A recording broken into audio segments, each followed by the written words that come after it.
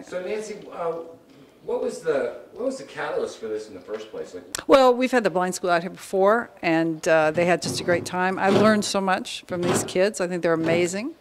And I'm so blessed. I have all this incredible resource here.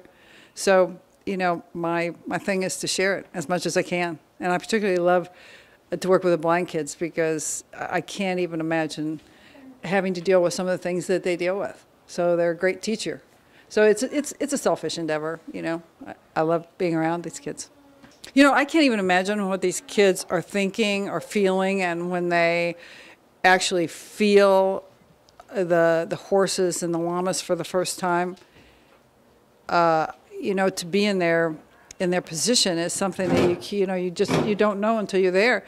All my animals are extremely loving. They're unusually loving, I believe, and I think that the kids just could feel that. I've never had a situation out here, I had children out here that didn't have a wonderful time and that were very peaceful when they were here.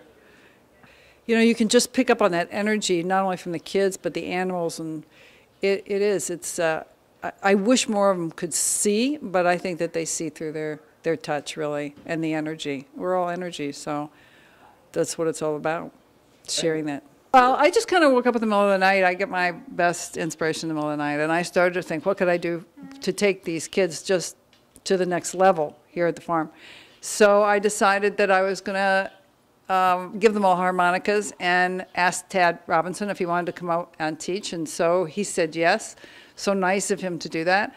And he explained to me, interestingly enough, that the harmonica was the only instrument that the player could not see.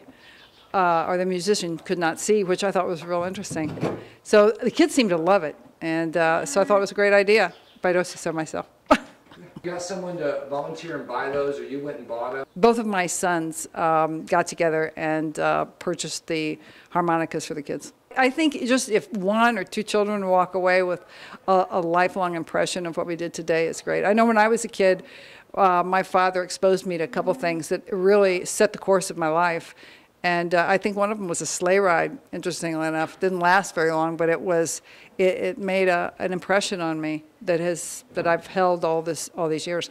So I think that's what I'm hoping to be able to give back to these kids. I know one of the kids is going to go away with guitar lessons, I think, from Paul. So that's amazing.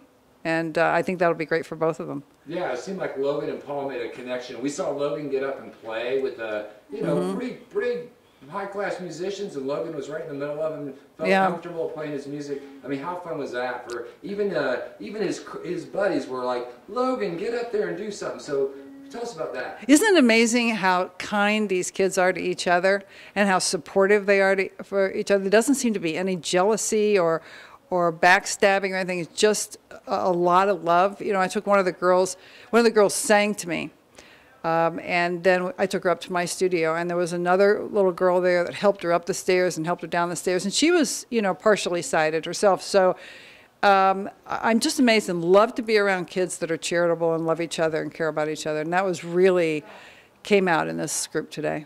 Now, you know, when I do these things, I have to watch out for everything. I've got all these kids in my mind, and I've also got all the animals and their welfare in mind. So it's sometimes a little difficult for me to focus on the things and get out of it what I really need to get out of it. But toward the end of the day, I was really getting much more relaxed and knew that everything was going to be great. The weather was amazing. Everybody was amazing, and I'm so blessed to have such good friends. Everybody here today would volunteer their time, so it was wonderful. Jennie and Paul and Tad and Rob DeVoe, just amazing videographer. It's just a shared experience. I mean, it couldn't be better. And what a day! And this is going to be one of the, you know, last, I think, fall warm days. So I think we were really blessed to have this day. Awesome. I think that's it. Can you think of anything else? I can't think of anything else. Except Maddie acted like an asshole, and then no, I'm just joking.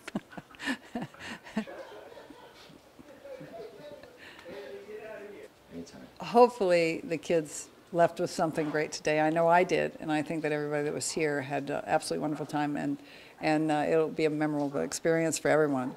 I think that was really shitty, Rob. Okay, so do you want me to right track? we're going to work in the If blind you school. tell me to do something, Right, we're I going to can't. work in the blind school. Okay. So where you were going, but...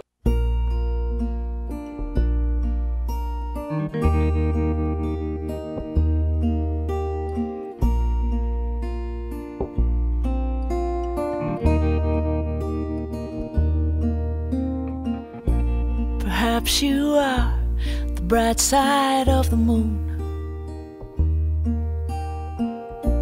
the melody of some unsung tune. You know, I don't care where you're going, no, no, as long as you take me with you.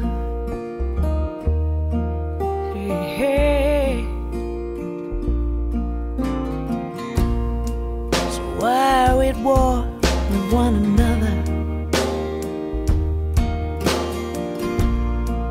You know, having fun, it used to feel so much better. But now, being alone can feel just like being together. So let's make it better, baby, if we can. See, all you need is a blue sky, big sun. Sounds simple, but it sure sounds fun. You don't always have to blame someone, 'cause you got yourself a blue sky. Blue sky, big sun.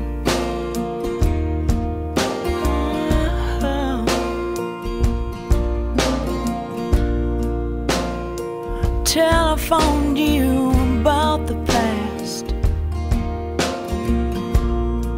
and you said, honey, leave it behind, 'cause we're going too fast. You know, if love is an island, we should spend all our time trying to wash upon our shore.